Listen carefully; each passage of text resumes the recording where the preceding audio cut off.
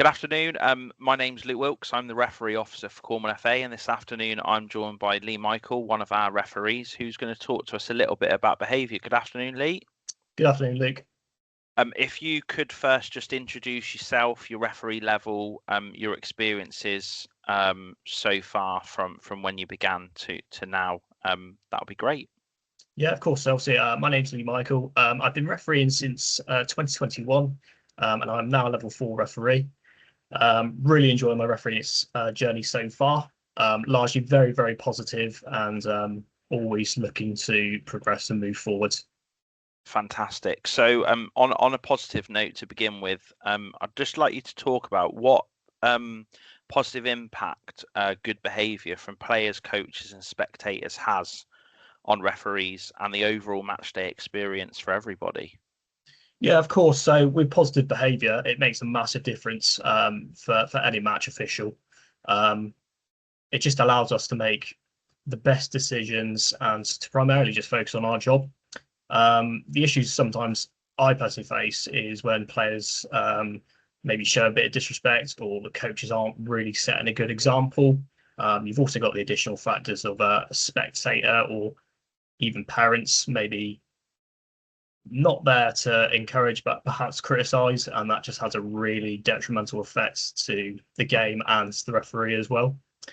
I just feel respectful behaviour would reduce conflicts. It improves communication on the field and ultimately encourages players for fair play as well.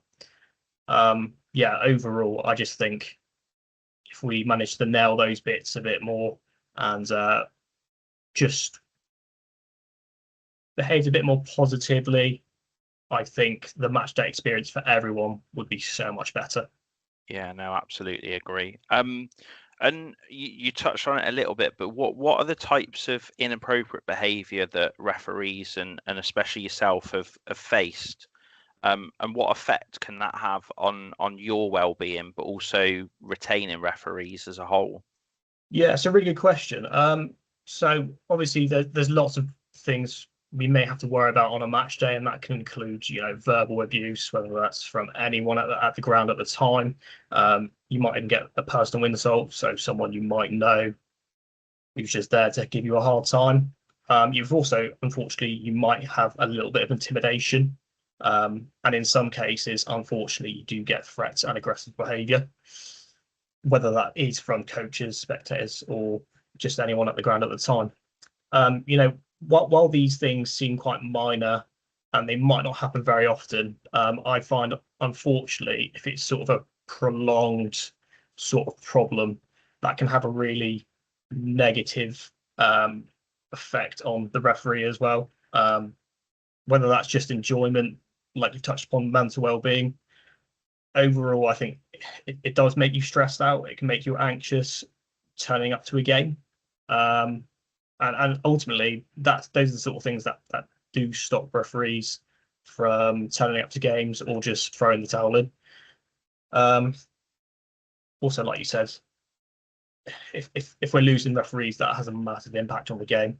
It just makes it so much more difficult to appoint referees to games.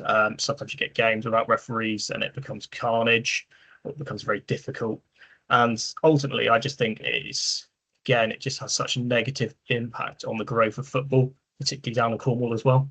Yeah, no, absolutely. And while it's sad that you've experienced obviously some of those things, could you just share some examples of when you felt supported as a referee, and how that's affected your confidence to go back out again, and ultimately then progress and continue to progress, because your progression as a referee has been quite rapid over the past couple of years. Yeah, absolutely. So some really good examples from the end of last year. I finished very strongly. I had a couple of games towards the end of the season where there was a little bit more at stake, whether that was sort of adult men's football or youth football, ladies football. There was a couple of games where there was a bit more at stake in terms of league position, who was going to win, cups and that sort of thing. One really good example was with a youth game where I turned up. It was a youth semi-final. Both managers made it very clear to both their teams at the time before kickoff that they wouldn't accept any sort of disrespect towards anyone, including myself. Just little things like that really helped with, confidence to communicate with players. If there was a flashpoint during the game, they accepted the decision really quickly, and we just got on with it. Again, yeah, it just makes the game much more enjoyable for everyone. Absolutely. And I know we won't touch on specific examples, but there have been times over the past 12 months where you've had some more serious sort of inappropriate behaviour to deal with. How did that affect you? And what sort of things were put in place to assist you to, get that confidence back and get back into refereeing games again? Yeah, so obviously, like I said, we're not to go into specifics, but there was an occasion where I felt no longer safe enough to continue a game. So unfortunately, I did have to abandon that game. Right away, sort of left the ground, was on the phone to my referee appointments officer, who was obviously picked up the phone very quickly. I explained the situation, obviously got massive amounts of support from there. Just to sort of look after myself, made sure I was safe, make sure I got home safe as I was driving, filling out reports and just getting my side of the story over. So just being really clear with that, and in a way, just to take a bit of the emotion out of it and just not park it, but just sort of get my point across in terms of my report and make sure that everything that had happened was sort of documented, and then I could get that over. Obviously, bar the report side and stuff, I had a lot of people reach out from Cornwall FA, which was fantastic. Also, referees around the county who had heard or had seen stuff on social media had reached out to make sure I was okay, and I had some really good chats with some other referees, which was great. It's those sort of things, as unfortunate as they are. Sometimes you've got to look at the positive side of it and go, oh, actually, it's like one sort of big referee family, and there's a lot of people looking after you. So yeah, that was the really sort of positive side I took out from that situation, which was good. Obviously as well, it helped me get back into sort of refereeing as well, because there are those when those unfortunate incidents happen, you sort of question why you're doing it, and oh, have I compromised my safety? But no, it was really great just to have that support. I think without that, it makes it really difficult to sort of continue. So yeah, really thankful for that. Amazing.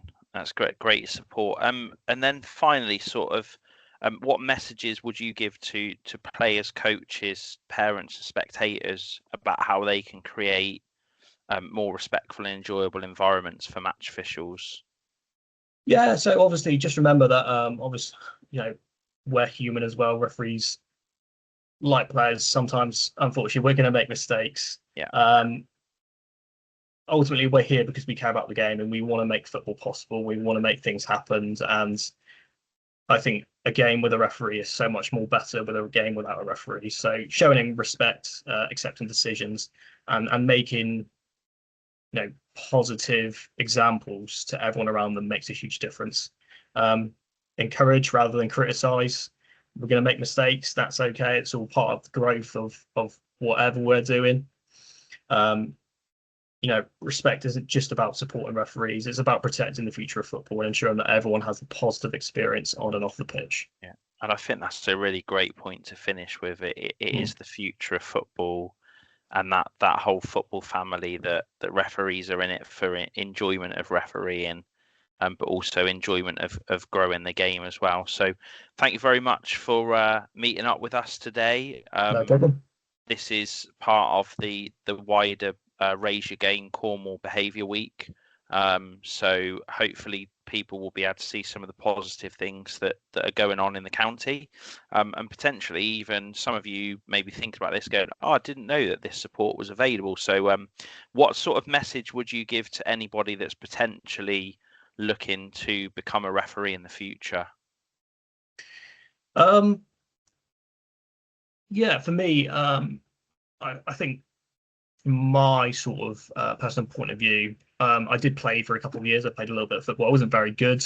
I just love the sort of weekend experience of the match day. You know, you're going away, you're seeing new people, you go into different grounds, you go into places in Cornwall you might not necessarily go. Yeah, If that's something you're looking to transition into, I would absolutely recommend it. It's you know, I haven't looked back really since I started. You know, it's really easy to say, oh, it's negative or these bad things happen, but you know, let's not lie about it. Sometimes these things do happen. It's just about how you react and how you sort of come out of those situations. yeah, Like I've mentioned before, lots and lots of good people in Cornwall FA and around Cornish football. They're there for you. Don't be afraid to get involved. yeah, It can be really, really rewarding. yeah. And ultimately as well as a career, if that's something you're looking to do, I don't think now's a better time to get involved. So absolutely, I would definitely recommend it. Absolutely agree. And it's fair to say that you kind of fell into refereeing because you did a course alongside some other students within your day job, not even probably thinking that refereeing would ever be as big a part of your life as it is now. So that's a really great message. So thank you so much for meeting up today, mate, and catch up again soon. No problem. Thank you very much. Thanks for having me.